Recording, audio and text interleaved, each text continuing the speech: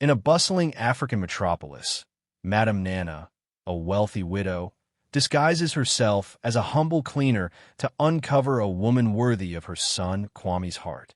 Determined to protect him from gold diggers, she navigates the cutthroat office world, where jealousy and ambition reign.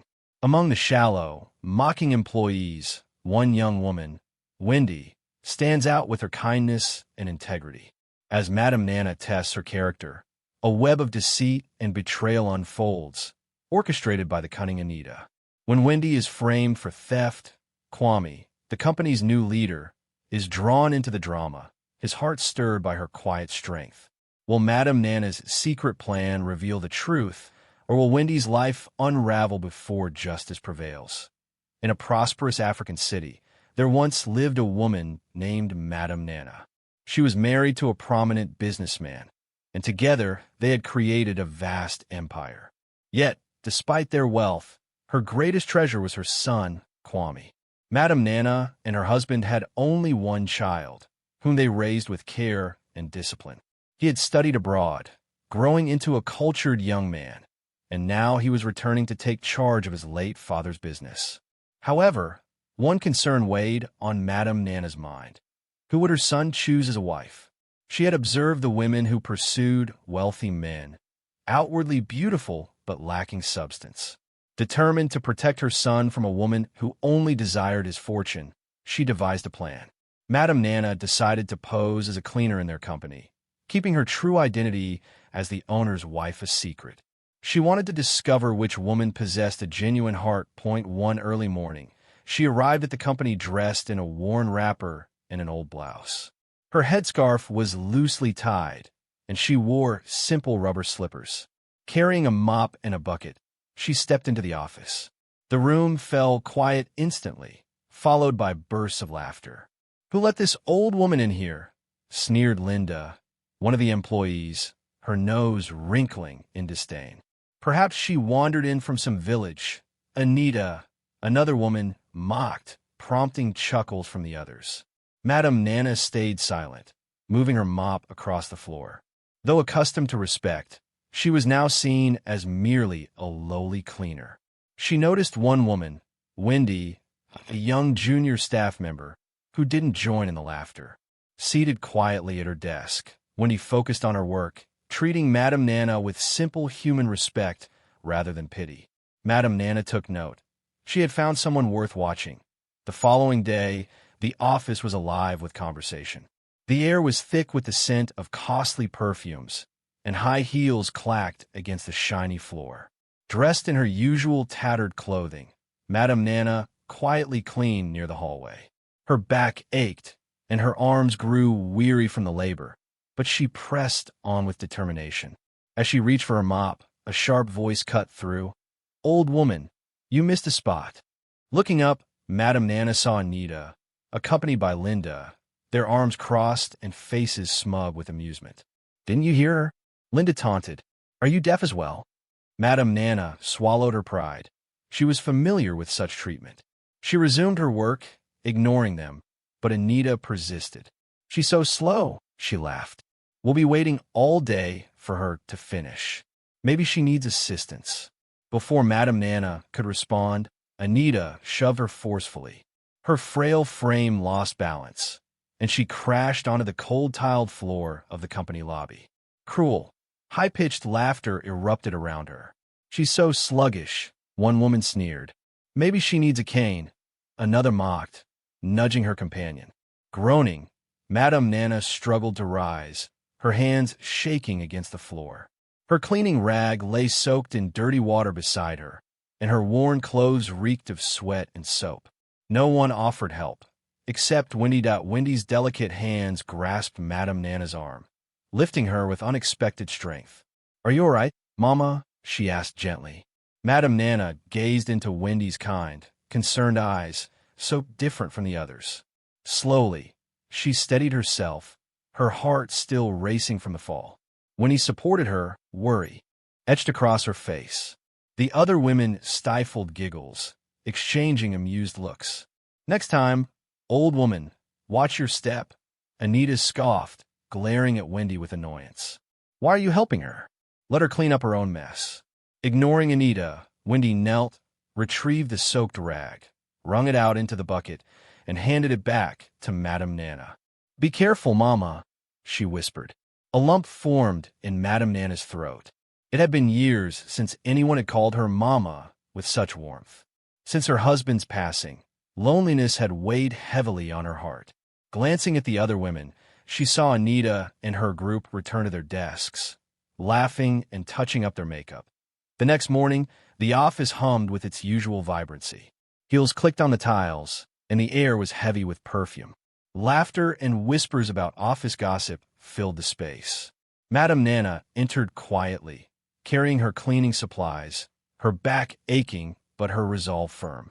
She made her way to the break room, where junior staff took their lunches. She had prepared a simple yet hearty meal the previous night, a traditional egusi and groundnut soup with fufu, a dish that revealed much about a person's character. With deliberate care, she set the bowl on the lunch table and sat down. The rich aroma of peanut paste and spices filled the air.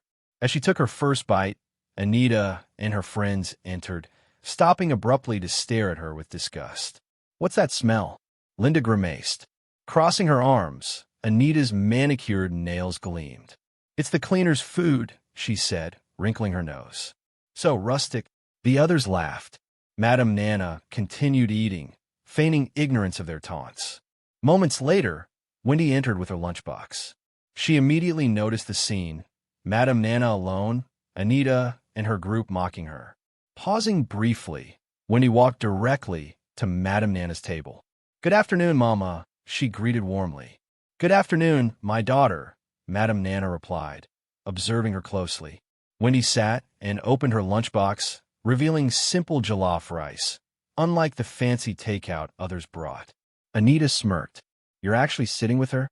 Wendy's smile remained steady. Why not? Glancing at Madame Nana's bowl, she added, Mama, that looks delicious. Did you make it? Madame Nana's heart warmed. Yes, my dear. Would you like to try some? Wendy nodded eagerly. Madame Nana offered her a spoonful. As Wendy tasted it, Anita burst out laughing. Eating a cleaner's food? You have no shame, Linda scoffed. You'll probably get sick. Madame Nana watched Wendy, waiting. Would she spit it out or make an excuse to leave? But Wendy chewed, swallowed, and smiled. This is wonderful, Mama, she said. It reminded me of home. A pang of emotion struck Madame Nana. That evening, Madame Nana entered the ladies' washroom with a bucket of soapy water. Taking a deep breath, she executed her plan. With calculated clumsiness, she spilled the bucket, letting water flood the floor, then dropped it loudly, crying, "Oh, my waist!" Within moments, Anita and her group appeared. Seeing her struggle, they smirked with amusement. Oh, the poor old woman fell again. Anita mocked, her tone laced with false sympathy.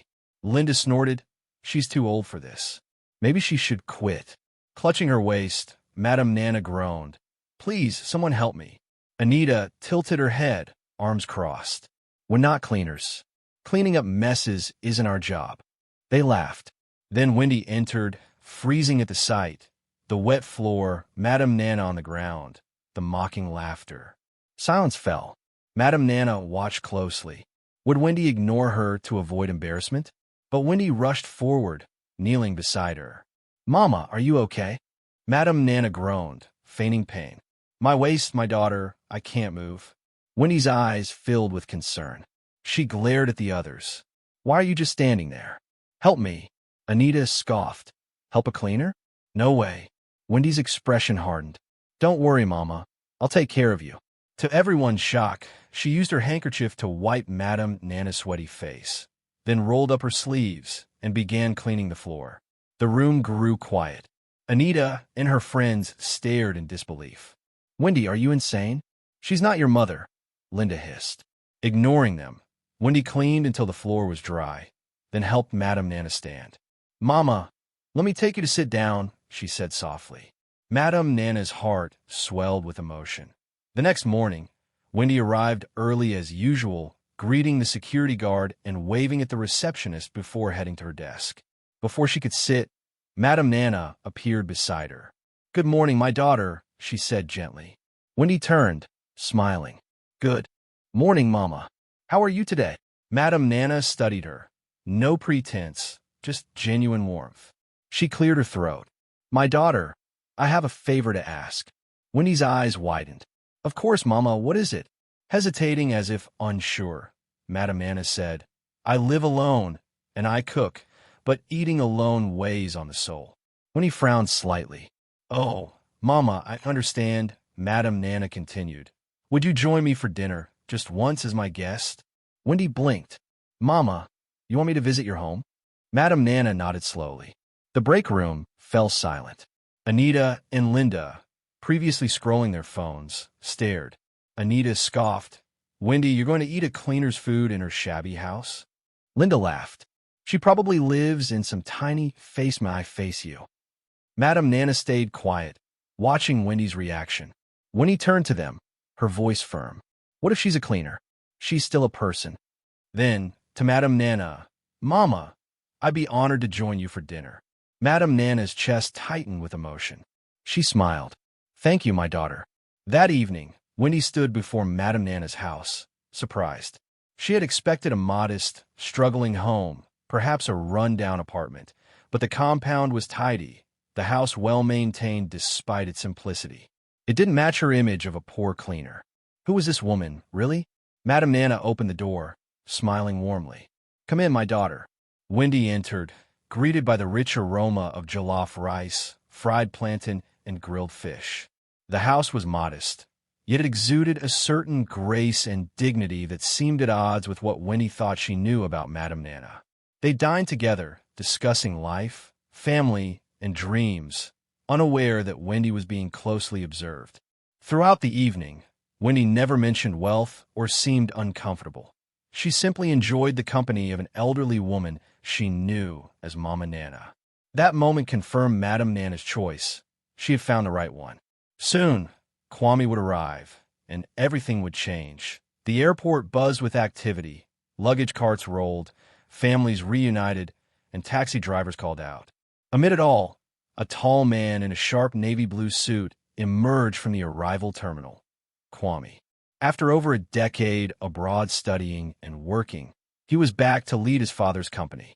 When Kwame entered the office, the atmosphere shifted. Women who had been idle at their desks sat up straight, adjusting their skirts and reapplying makeup with forced smiles. He's so handsome, Linda whispered to Anita. And wealthy, Anita smirked. I'll be the first to greet him. But Kwame barely noticed their efforts. His focus was on continuing his father's legacy. Then he saw something odd. An elderly cleaner mopping the floor, her hands rough from years of work. The sight felt wrong. Frowning, he approached her. Excuse me, Mama, he said softly. Why are you cleaning this floor? Where's the janitorial staff? The woman looked up, startled by his concern. Before she could answer, Anita cut in. Sir, don't worry about her, she said sweetly. She's just a cleaner, used to this work. Kwame's frown deepened. Used to it. His tone was sharp. Does that mean she doesn't deserve respect? Anita's smile faltered, but before she could respond, Wendy spoke up. She deserves all the respect in the world. Kwame turned to her, a young woman different from the others, with no heavy makeup or forced smile, just quiet confidence. Their eyes met, and something stirred in Kwame's chest. When Kwame locked eyes with Wendy, he felt a spark. It wasn't just her natural beauty. There was a depth to her, a kindness and strength in her gaze. Who was she? Later, Madame Nana sat in the janitor's storage room, pretending to organize cleaning supplies, but listening intently to the office murmurs. Anita and Linda were at it again. How did you do it, Wendy? Linda teased. One word, and the boss noticed you. Anita smirked. Got some juju? He didn't even glance at us. Wendy sighed. I didn't do anything. We'll see, Anita said, tossing her hair. If you're using that innocent act to get ahead, you'll have competition. They walked off, giggling. Madame Nana's fist clenched. These girls. But she had bigger plans to focus on. Kwame sat in his new office, fingers drumming on the desk. He should have been reviewing reports. The board had given him a mountain of tasks, but his thoughts were on the woman from earlier. Taking a deep breath, he pressed the intercom. Rose, Send Wendy from junior staff to my office. The receptionist's voice crackled. Wendy? Right away, sir. Downstairs. Wendy froze. The boss wanted her? Her heart raced. Had she done something wrong? Anita and Linda stared, jealousy in their eyes. I knew she had juju. Anita whispered, ignoring them. Wendy forced herself to walk to the massive wooden door and knock softly. Come in, a deep voice called. Stepping inside, she felt like she'd entered another world. Polished wood, grand windows with a stunning city view, shelves of books. Behind the desk sat Kwame, his sharp eyes fixed on her. She caught her breath. He was even more striking up close. Good afternoon, sir, she said, lowering her gaze. Kwame studied her. I hope I didn't make you uncomfortable earlier, he said. I don't tolerate unfair treatment. Wendy blinked. That's why he noticed her. She smiled faintly. Thank you, sir. That was kind. Kwame paused, then asked, How long have you worked here? A few months, sir. And the cleaner, the older woman, you seem close to her. Wendy's eyes lit up. Mama Nana? She's wonderful. Kwame's heart warmed at Mama Nana. She had won Wendy's affection without revealing her true identity. Leaning back, he said, Tell me about her. For the next few minutes, he listened as Wendy spoke of kindness, respect, and dignity. The more she spoke, the more Kwame realized she was extraordinary. Unknowingly, Wendy had stepped into his world, but Madame Nana wasn't finished. The office buzzed with gossip. Wendy had been called to the boss's office. Anita and Linda couldn't stay quiet. I knew it, Anita whispered, applying lip gloss. She's been pretending, but she's playing the game. Maybe she's just lucky, Linda said, flipping her hair. Anita scoffed. Lucky? Nobody's that lucky. She's scheming, and I'll make sure she doesn't win. They glanced at Wendy, who was typing quietly. Linda leaned in. What did the boss say? When he barely looked up. Nothing big. Just about Mama Nana. Anita's eyes widened. That cleaner again? What's wrong with you? You had a chance to impress him and wasted it on her. Wendy sighed, weary of the talk. Mama Nana's a good person. I respect her, and I won't stop because you don't. Anita crossed her arms. You'll regret it.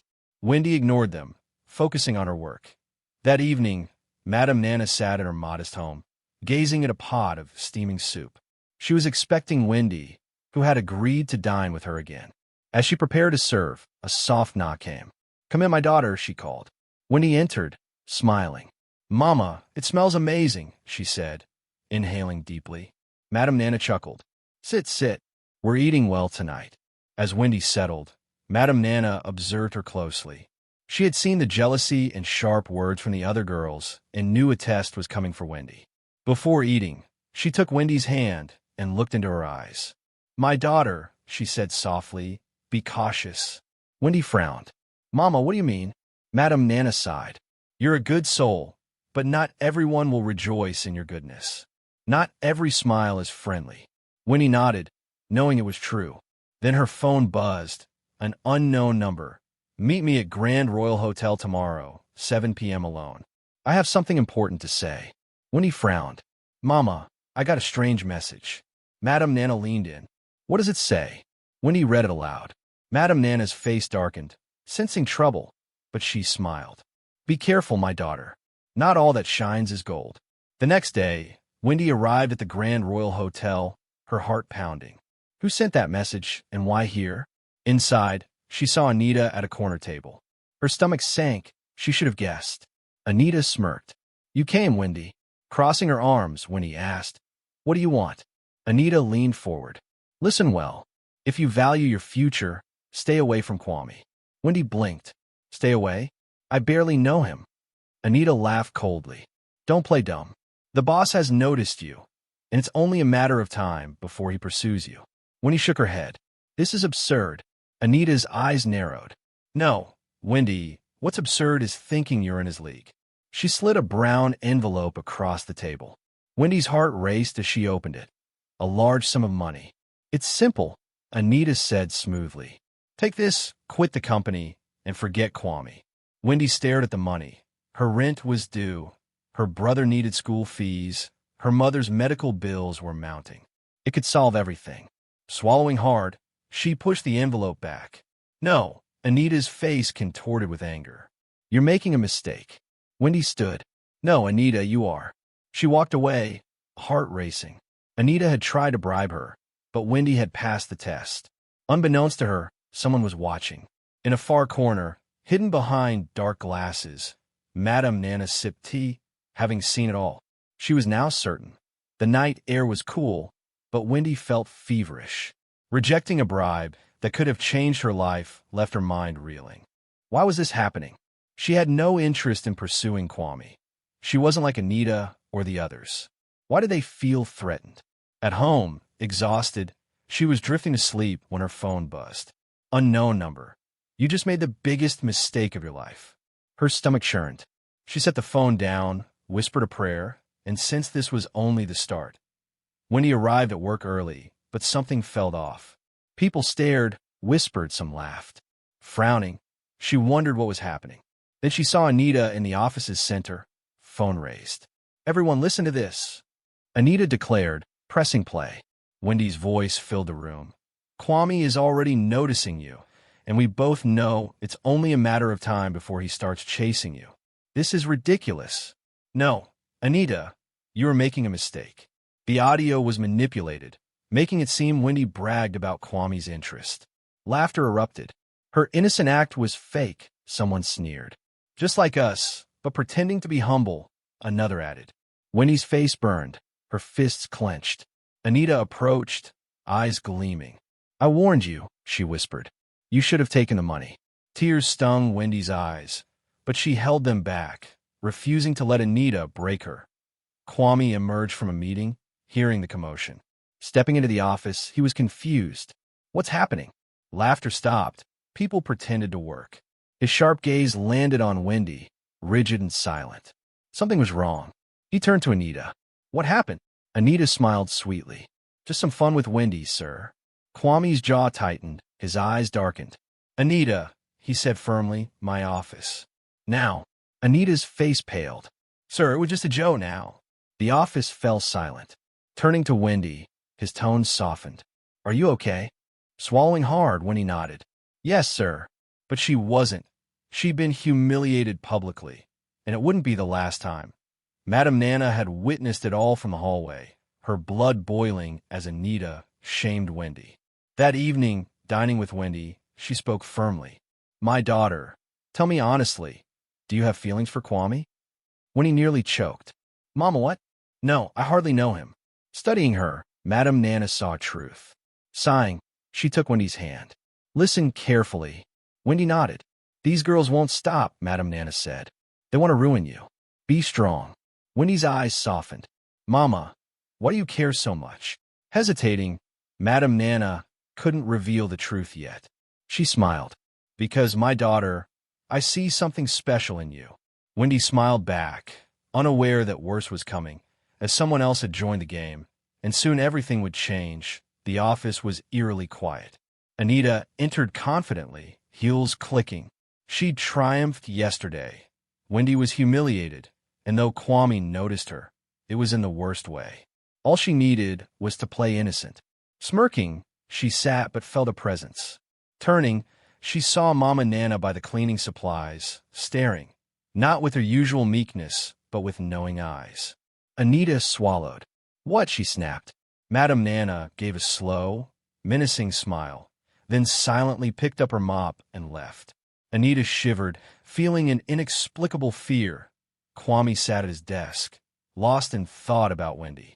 Her dignity after yesterday's humiliation was rare. He pressed the intercom. Rose, call Wendy to my office. Downstairs, Wendy sighed at the message. Why again? Gathering courage, she went up. Kwame stood at the window, turning as she entered. Sit. Heart pounding, Wendy obeyed. He studied her. Are you okay? Hesitating, she nodded. Yes, sir. Kwame sighed. I know about yesterday. I won't tolerate bullying here. Wendy blinked. He was defending her? Looking at her hands, she said, Thank you, sir, but I don't want trouble. Leaning forward, Kwame said softly, Sometimes trouble finds you. Wendy's breath caught. She realized Kwame wasn't just kind. He was watching her, and his gaze suggested he wouldn't stop. That night, Anita couldn't sleep, haunted by Mama Nana's eyes and smile. At 3 a.m., she woke screaming. Her phone buzzed. You have touched the wrong person. Hands shaking, Anita looked around her dark room. No one was there, but she felt watched, unsafe. The next morning, a knock woke Wendy early. Groggy, she opened the door to 2 police officers. Her heart sank. "Wendy Mina?" one asked.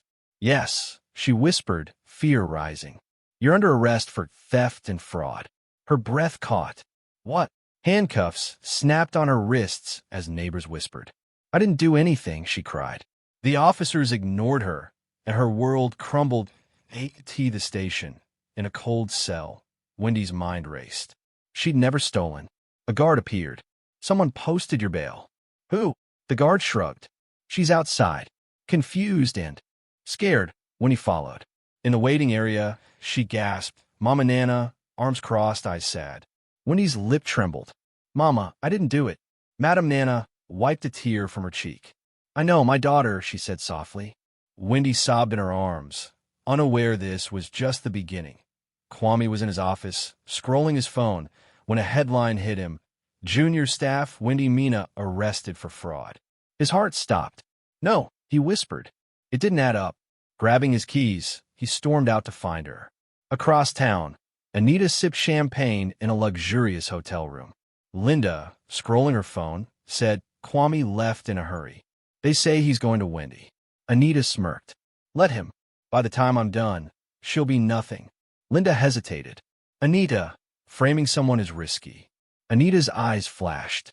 "I warned her," she said coldly. "She should have taken the money." Linda swallowed, unnerved by Anita's tone, but it was too late to back out. The damage was done, and Wendy's life was unraveling. Madam Nana sat with Wendy in her modest home, watching her wipe away tears. "Why is this happening?" Wendy whispered. "What did I do?" Madam Nana's heart ached. She longed to reveal she wasn't just a cleaner, that she owned the company, that Kwame was her son, that she'd been testing Wendy. But it wasn't time.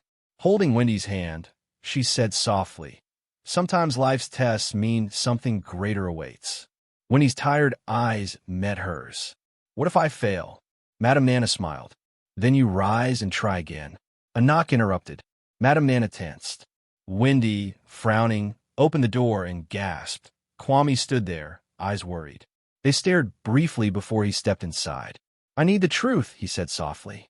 Wendy froze, heart pounding. She hadn't expected him. Not after everything. Kwame entered, his expression unreadable. "Wendy," he said gently, "tell me the truth. Did you steal the money?" Tears welled in Wendy's eyes. "No," she whispered. "I didn't." Kwame studied her. No hesitation, no guilt. He wanted to believe her, but the evidence was damning. The financial team had traced large deposits to her account. Money she couldn't have earned. Even the police were convinced. Wendy's voice shook. "Kwame, I was framed." He exhaled slowly. "Do you know who?" She hesitated. Her instincts pointed to Anita, but without proof, and knowing Anita's cruelty, she feared speaking out. Kwame noticed her pause, his face darkening. "Wendy, if you're lying, I'm not," she cried, voice breaking. "I don't know how that money got there. I swear on my life." Her pain struck Kwame. After a long silence, he turned to the door. "I'll investigate," he said quietly. "If you're telling the truth, the real thief will pay." He left, leaving Wendy shattered. Meanwhile, Anita sat in a fancy restaurant, sipping a cocktail, triumphant. Wendy was ruined. Soon, she'd be jobless, and Kwame would forget her. But her phone rang. Unknown number. Hesitating, she answered. "Hello." A raspy voice whispered, "You've made a terrible mistake." Her blood ran cold. Her throat dried. "Who is this?" No reply, just slow breathing, then a click. Anita froze, clutching her phone, a chill running through her. Something was very wrong. The next morning, Kwame sat in his office, mind racing. If when he stole the money, why didn't she flee? Why did she seem genuinely broken? Rubbing his temples, he needed answers. He called security. "Pull up the CCTV from Wendy's office." A pause. "Sir, there's a problem." "What?" "The footage from that week is gone." Kwame's blood ran cold. Erased evidence meant one thing when he was framed. He doubted her, accused her, and now he had to make it right. But someone was already ahead of him. Kwame's heart raced as he gripped his phone. The missing CCTV footage confirmed it when he was framed. He'd wronged her, and now he had to fix it.